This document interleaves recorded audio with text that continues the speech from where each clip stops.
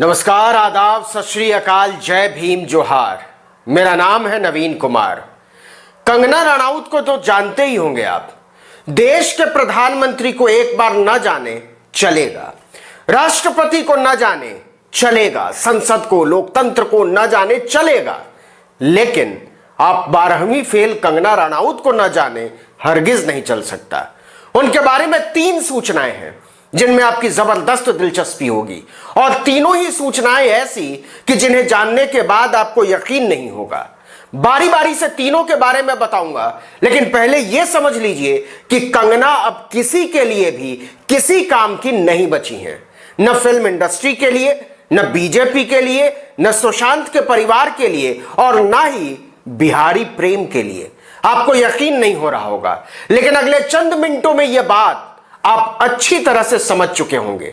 तो चलिए सिलसिलेवार तरीके से शुरू करते हैं। फर्जी झांसी की रानी और 12वीं फेल कंगना के बारे में पहली खबर यह है कि सुशांत के बारे में एम्स की रिपोर्ट आने के बाद से कंगना रनौत बहुत विचित्र अवस्था में पहुंच गई हैं। उनके दिमाग पर सत्य का बहुत जोर आघात लगा है।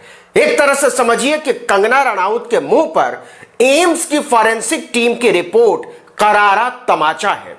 इस रिपोर्ट में साफ साफ लिखा है कि सुशांत की जान किसी ने नहीं ली, उन्होंने खुद अपनी जिंदगी खत्म की है।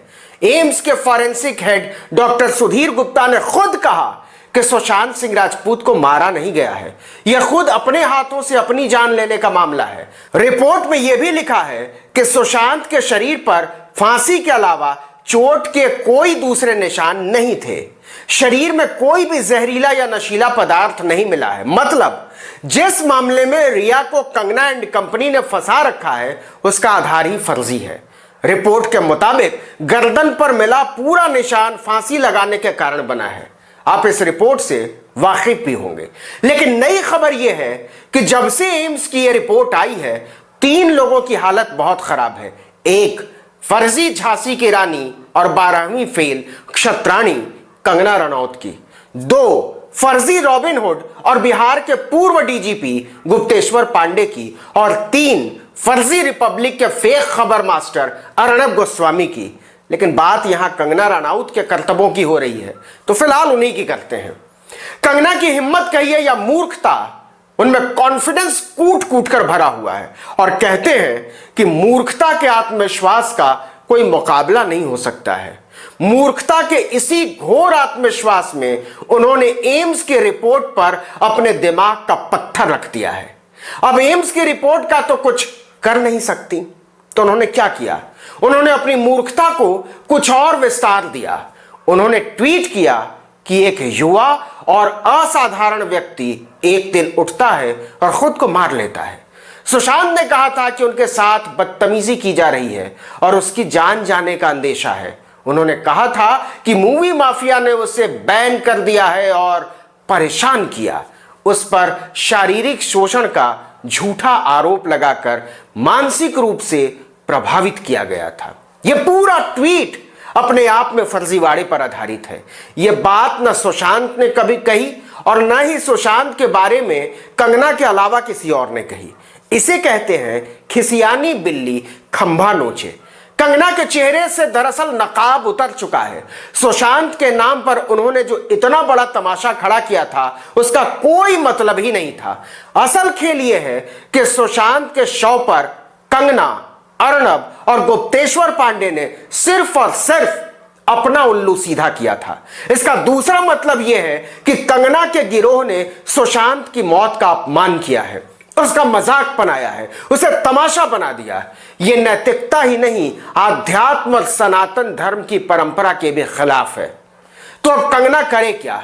अपनी झेप मिटाने के लिए उन्होंने कुछ मनगढ़ंत सवाल बनाए जो पहले से भी ज्यादा मूर्खाना प्रतीत होते हैं। उन्होंने लिखा, हमें लेटेस्ट प्रोग्रेस के साथ कुछ सवालों के जवाब चाहिए। क्या बात है? 1 सुशांत सिंह ने बड़े प्रोडक्शन हाउसेस के द्वारा खुद को बैन करने की बात कई बार कही। ये कौन लोग हैं जिन्होंने उनके खिलाफ साजिश रची? 2 मीडिया ने उनके शारीरिक शोषण होने की झूठी खबर क्यों फैलाई? कभी नहीं फैलाई। 3 महेश भट्ट अपना मनोविश्लेषण क्यों कर रहे थे? कमाल है। दरअसल कंगना अपने आप को सुप्रीम कोर्ट समझ बैठी हैं कि ये जवाब मांगेंगी और सारे हिंदुस्तान की एजेंसियां जवाब देंगी। मैडम ये लीजिए, भीख में मिली वाई सिक्योरिटी को वो अपनी कमाई समझ बैठी हैं। लेकिन कंगना के बारे में दूसरी सूचना बहुत हृदय विदारक है, और वो ये है कि इस चक्कर में वो संपूर्ण तरीके से बेरोजगार हो गई है। कोई भी प्रोड्यूसर डायरेक्टर उनके साथ काम करने को राजी नहीं है, और मनाली में बैठने की वजह संक्रमण का अंदेशा नहीं है, कंगना की भयानक बेरोजगारी है। कंगना को लगता है कि मुंबई में बैठने के बाद काम नहीं मिला तो भेद खुल जाएगा और भारी बेइज्जती होगी, इसलिए अच्छा है कि मनाली में बैठे रहो। तो वाई सिक्योरिटी में मैडम जी अपने घर की छत पर बैठकर मजे से पहाड़ की हवा खा रही हैं। अब आइए कंगना रनौत के बारे में तीसरी सूचना, और सबसे बड़ी सूचना, बीजेपी के लिए वो बेकार साबित हो चुकी है, खत्म। और बिहार चुनाव में उनका कोई काम नहीं रह गया है। एम्स की रिपोर्ट आने के बाद कंगना रनौत को बीजेपी ने समझा दिया है कि फिल्म में अपना मन लगाइए, राजनीति स्थिर दिमाग का काम है, ऊल जलूल हरकतों से कोई हीरो नहीं बनता है। फिलहाल उनके लिए यही अच्छा होगा कि ट्विटर खेलें, कुछ सकारात्मक काम करें। सुनते हैं कि इससे कंगना बहुत आहत है, क्योंकि उन्हें इंतजार था कि पार्टी उन्हें बिहार में स्टार प्रचारक बनाएगी। लेकिन यहां तो हालत यह है कि न घर के रहे न घाट के, और अगर यही हाल रहा तो मुंबई के टूटे घर की मरम्मत छोड़िए, खर्चा चलाने के लिए भी कंगना को चंदा लेना पड़ेगा। बताइए, फर्जी ही सही, लेकिन झांसी की रानी के साथ ऐसा कोई करता है? 12वीं फेल कंगना को अपने आप को नाओमी कैंपबेल समझ बैठने का भ्रम ले डूबा है। मेरी एक सलाह है, जब तक कोई कायदे का काम नहीं मिल जाता, जिसकी उम्मीद बहुत कम है, ओपन स्कूल से कंगना को 12वीं का फॉर्म भर देना चाहिए। छुट्टी में 4 अक्षर पढ़ लेंगी तो कम से कम कोई 12वीं फेल तो नहीं कहेगा। लेकिन अंग्रेजी चैनल पर बैठकर घटिया अंग्रेजी में गिटिर पिटिर करना और बात है, और तमीज से पढ़ लिख के परीक्षा पास करना और बात। यकीन ना हो तो स्मृति ईरानी से पूछ लीजिएगा, मानव संसाधन विकास मंत्री थी। इस वीडियो में इतना ही, लेकिन अगर आपने अब तक आर्टिकल 19 इंडिया को सब्सक्राइब नहीं किया तो नीचे जाकर फौरन कर लीजिए, बेल आइकॉन दबाइए। अपने दोस्तों, परिचितों, रिश्तेदारों, समूहों में व्हाट्सएप, फेसबुक, इंस्टाग्राम, ट्विटर पर हमारे वीडियो लिंक्स को साझा कीजिए, शेयर कीजिए। नमस्कार।